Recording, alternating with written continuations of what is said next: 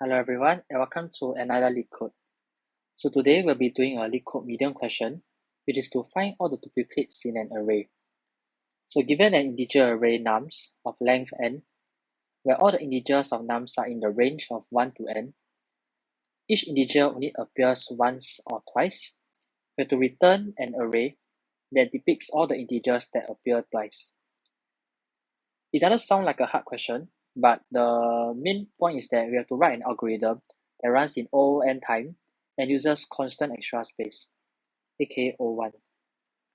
So this is how the question will look like.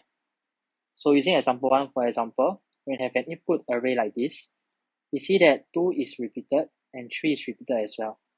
So as such, we output an array of 2 and 3, because the rest are not repeated. We see similar examples that are being stated for example 2 and example 3 respectively. So now let's talk about some of the possible solutions that we can do. Now, if we ignore the time and space complexity, there are quite a few solutions that we can come up with.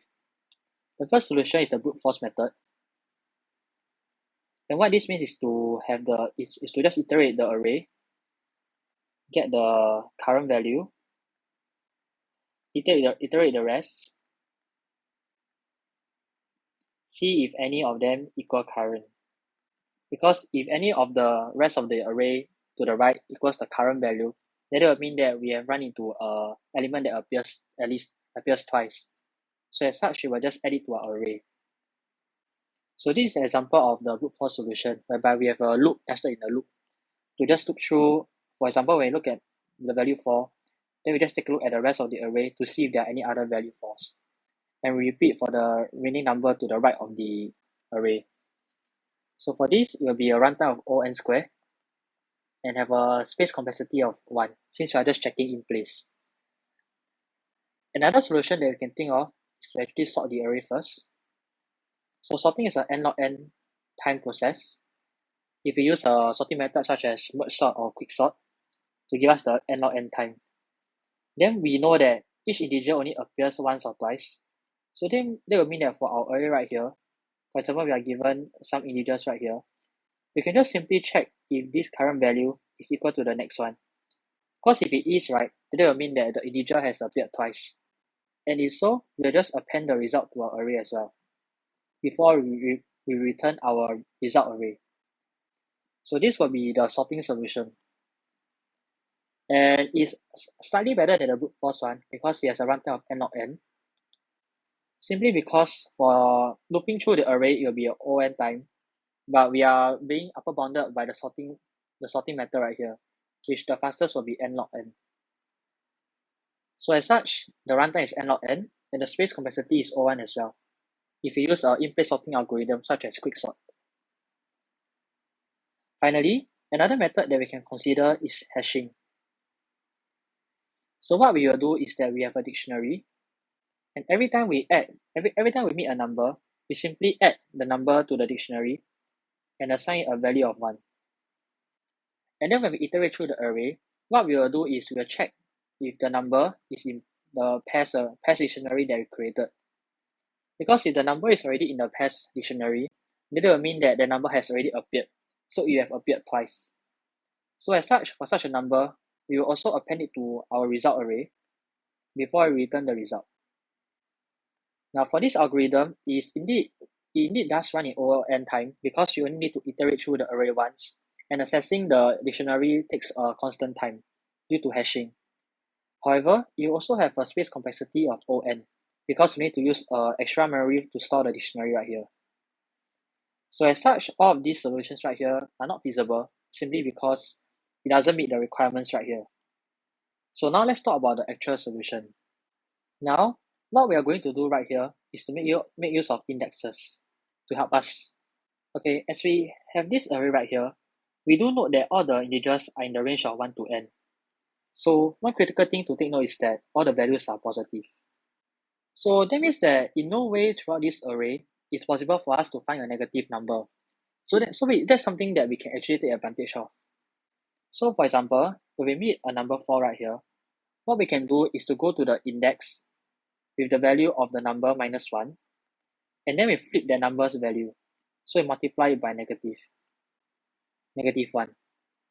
So in this case right here, for example, when I meet the value of 4, I'll go to index 3, so 0, 1, 2, 3 right here, and I'll flip this number to be -7. So you might be thinking, what's the critical point about doing this? This is because as I iterate through the array, if I meet another value of 4, what I will do is to check the sign of the value at the index 3 right here. Should I meet another 4? And if I see that the value is already negative, then that will mean that I already have a number 4 that was already present before. And as such, once I meet a negative number, I can conclude that the number has already appeared, and thus I can add it to my array. For example, if we take a look at the value 3 right here, then we will make the index value at 2 negative. So 0, 1, 2. So these two I'll mark it as -2. And as we iterate through the array again, instead of taking the negative number, we will be taking the absolute of the number when we try to assess the index. Because it's not helpful for us to assess negative numbers as the index right here, because we want to check the magnitude instead. So we multiply by negative for the index. So what this means is that for 3, it will be registered as -2, but when I go to this index right here, I will turn the index at the absolute of -2 minus 1, which is 1. So I'll turn the value 3 right here to become negative. Okay, so now at number 3, at the index 1 with value of 3, we have already turned these two to be negative. As I iterate through the array again, I see that I have another value of 3. So this means that I will need to check the index value at 3 minus 1, which is 2. Which brings me right back to here. So at this point in time, I see that the value has already been turned negative. The only reason this can happen is when I've already met a value 3 that has helped me to turn this value negative. So at this juncture in time, I can conclude that a 3 has already appeared, and then append it to my array. So that will be how the general algorithm will flow like. So the key idea is, as always, to make use of the indexes to help us.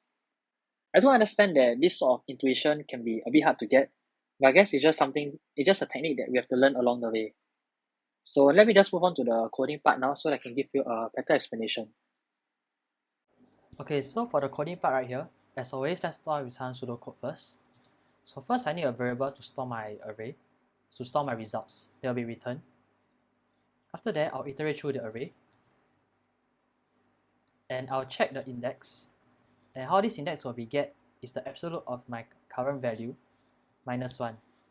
And this will be the index that I'll be checking. So I'll check the value at the index, and if it is negative, then that will mean that I've already seen a number. So I'll add the current number to my results. Else, if it's not negative, what I will do is to flip the number, so I multiply by -1. So that will be how the general algorithm will flow. So let's start coding right now. So I'll just have an array to hold my results, and I'll iterate through the array. So I'll get hold of the index value, which is the absolute of the numbers at a position, -1. And then I'll check the numbers at index is less than 0. Then I'll add it to the list. So rest dot append nums I. Else, what I'll do is just simply flip the number. So nums index, I'll multiply by -1. And at the end of this whole iteration, I can just simply return the result. And I believe this should be the answer. So as I've explained previously, the time complexity is going to be O of n, because you only iterate through the array once, and accessing all these indexes will take O1 time, due to it being an array. And for the space complexity, it will be constant as well, simply because we are doing adjustment inside the array itself. So we are not using any extra space. So I believe this is a solution, and I believe it should work. Okay, so I made a slight error here. So when you append the result right here, you should also take note that you should use the absolute value instead, so that you do not meet any cases whereby you have already multiplied by -1. So thus you should use the absolute right here to get the actual magnitude itself. The solution does work, and although it shows that it's a bit slow, you don't have to worry that much, because what matters is your asymptotic analysis of the runtime as well as the space. So yeah, if you have any questions, then feel free to leave them in the comments down below. And if not, then thanks for watching and see you.